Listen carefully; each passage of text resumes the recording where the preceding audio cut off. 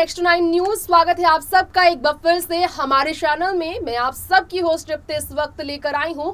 महाराष्ट्र की सियासत एक बार फिर से तेजी से गर्माती नजर आ रही है, जहां नवनीत राणा यानी कि पूरी तरह से देखा जाए तो बीजेपी पर मेहरबान होने वाली निर्दलीय सांसद ने एक बार फिर से सीएम उद्धव के सामने अपना सिर झुकाया है, क्योंकि बीएमसी के ऐलान जो थे, बीएमसी को लेकर अगर ऐलान थे, कहीं ना कहीं राणा दंपति को कमजोर करने का ही था। और यह फैसला हो चुका है कि अवैध निर्माण को लेकर अब नवनीत राणा और उनके घर पर ही नहीं बल्कि अवैध निर्माण को लेकर नोटिस उनके सोसाइटी में रहने वाले सभी के घर भेजा जाएगा। और देखिए, ये फैसला होने के बाद साफ हो चुका है कि शिवसेना सरकार झुकेगी नहीं। अब भाजपा कितना ही समर्थक करे, कितना भी ज्यादा समर्थन भाजपा जो है नवनीत राणा का करे, कितना भी ज्यादा समर्थन राज ठाकरे और साथ साथ में देवेंद्र फडणवीस का राणा दंपति को मिले, लेकिन शिवसेना सरकार के साथ एनसीपी खड़ी है और एनसीपी पीछे नहीं हटेगी। लगातार अभी तक के बयान जो सामने आए यही कह रहे थे कि शरद पवार का झुकाव कहने के लिए बीजेपी की तरफ हो सकता है कई दफा पहले के रिश्ते की वजह से, लेकिन आज भी शिवसेना के साथ वो खड़े हैं। पुराने रिश्ते हैं बाला साहब ठाकरे के साथ और शरद पवार के, वो दोस्ती है जिसके कारण कहीं ना कहीं शिवसेना के आगे आज भी शरद पवार झुक जाते हैं, जिसकी वजह से ये गठबंधन सरकार आज भी महाराष्ट्र में राज कर रही है। तो हम आप सबको आज हमारे इस खास प्रोग्राम में यानी कि सियासी सच जनता तक में बताने जा रहे हैं किस तरह की सियासत है शिवसेना और एनसीपी के बीच। ये सियासत आज से नहीं, बाला साहब ठाकरे के साथ, उद्धव ठाकरे के साथ नहीं बल्कि उनके पिता के साथ शरद पवार का साल 1966 से जुड़ा हुआ है। शरद पवार की शादी के वक्त की कहानी शरद ने बताई थी, शरद की बेटी सुप्रिया ने कहानी बताई और उसी वक्त शिवसेना के साथ उनके रिश्ते के भी कई राज खुलकर सामने आए। तो हम जानेंगे शरद और साथ साथ में उद्धव ठाकरे के रिश्ते अब आगे आने वाले उनके राजनीतिक सफर में और अगले साल होने जा रहे विधानसभा चुनाव में किस तरह देखने को मिलेंगे, क्योंकि शिवसेना ने नई तरह से राजनीति कर दी और ये जंग जो है शरद पवार के खिलाफ छेड़ी गई है शिवसेना की तरफ से, ये कहकर कि असल में बीजेपी नहीं बल्कि एनसीपी और कांग्रेस है हमारे दुश्मन। ये जानने के बावजूद शरद का अगला कदम क्या होगा, ये सोचने वाली बात है। खैर, जानते हैं ये रिश्ता एनसीपी शिवसेना का किस तरह से कैसे वक्त के साथ बदला है, लेकिन आज भी शरद का झुकाव अगर बना हुआ है शिवसेना के साथ तो क्यों बना है, देखिए रिपोर्ट। शरद पवार, जो कि इस वक्त कहा जा रहा है कि शिवसेना से अलग होने को लेकर चर्चा में है। बीजेपी के आगे शरद पवार झुके हैं। कहा जा रहा है मोदी अमित शाह की जोड़ी ने शरद पवार पर कहर ढाया है। जैसा कि आप जानते हैं, बीजेपी के विरोध में शिवसेना के सपोर्ट में शरद आज तक नजर आए हैं। अभी तक शिवसेना गठबंधन सरकार एनसीपी के साथ ही तो है, लेकिन शिवसेना ने एनसीपी को अपना दुश्मन बनाया, यानी कि शिवसेना के खिलाफ है शरद पवार, सीएम उद्धव ठाकरे के खिलाफ है शरद पवार, ये कहा गया। हैरानी की बात यह है कि इस बात पर यकीन करना मुश्किल इसलिए लगता है क्योंकि शरद पवार की पत्नी ने ही कहीं न कहीं देखा जाए तो उद्धव ठाकरे की राजनीति को और चमकाया था। शिवसेना की हालत बहुत खराब थी और तब शिवसेना का साथ देने के लिए शरद पवार की पत्नी ने पति को समझाया, अजित पवार को बताया। तो आज यहाँ पर शरद पवार और उनकी पत्नी के बारे में कुछ ऐसी बातें बताएंगे जो शायद आप सबको मालूम ना हो। दरअसल कहानी महाराष्ट्र के लोकप्रिय नेता शरद पवार की ऐसी ही है जो शायद आपने सुने ना हो। शादी से पहले अपनी पत्नी के सामने शरद पवार ने आखिर एक संतान की शर्त क्यों रखी थी? सवाल तो बड़ा है जिसका जवाब आपको पता नहीं होगा। चलिए, राष्ट्रवादी कांग्रेस पार्टी प्रमुख शरद पवार की दो कारणों से इस वक्त चर्चा हो रही है जिस पर आपके बीच बात करना चाहेंगे। पहला, अमित शाह से उनकी मुलाकात और दूसरा, हाल ही में उनकी सर्जरी। जी हाँ, इस पर भी बात करेंगे। महाराष्ट्र में शरद पवार की सर्जरी को लेकर भी कई तरह के खुलासे हुए थे।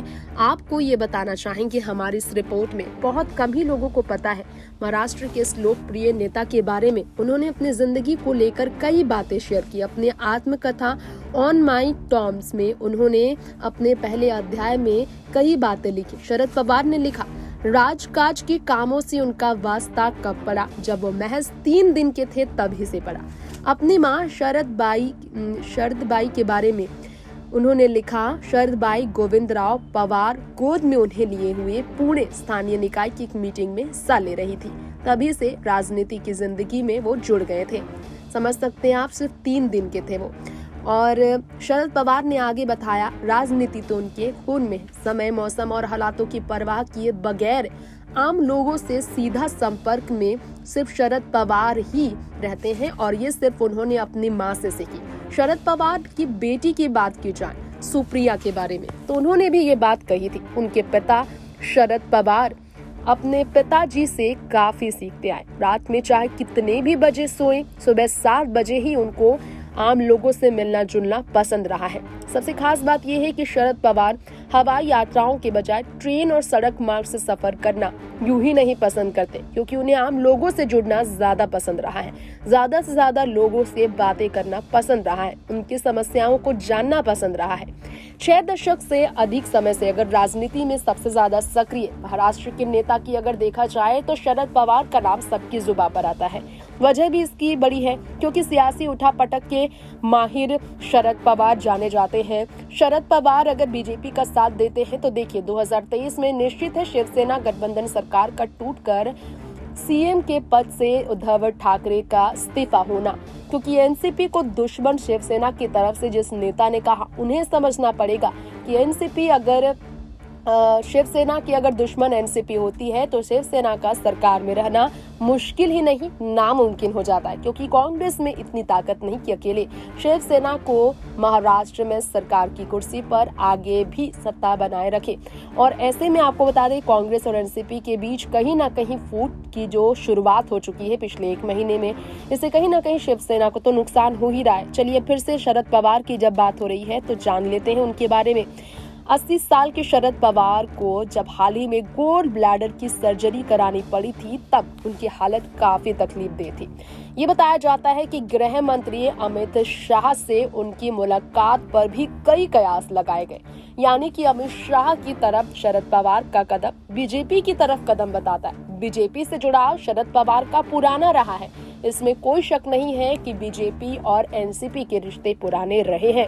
अब ऐसे में बाला साहब ठाकरे के साथ शरद के रिश्ते की वजह से भी शिवसेना की तरफ शरद का झुकाव बीते विधानसभा चुनाव में देखने को मिला था, क्योंकि जितने दूर राजनीतिक विरोधी शरद और बाला साहब कहलाते रहे, उतना ही ज्यादा फायदा बीजेपी को शरद के साथ हुआ। लेकिन बाला साहब ठाकरे के बाद उद्धव ठाकरे पर शरद का मेहरबान होना काफी ज्यादा हैरान करने वाला था। इतने अच्छे दोस्त होते थे बाला साहब और शरद, उतने ही राजनीतिक दुश्मन थे वो। तो कहानी बहुत अलग है शिवसेना और शरद की, शिवसेना के साथ एनसीपी की, जो हम आपको बता रहे हैं। साल 1950 में दोनों की दोस्ती जब शुरू हुई थी, बात कर लेते हैं तब की।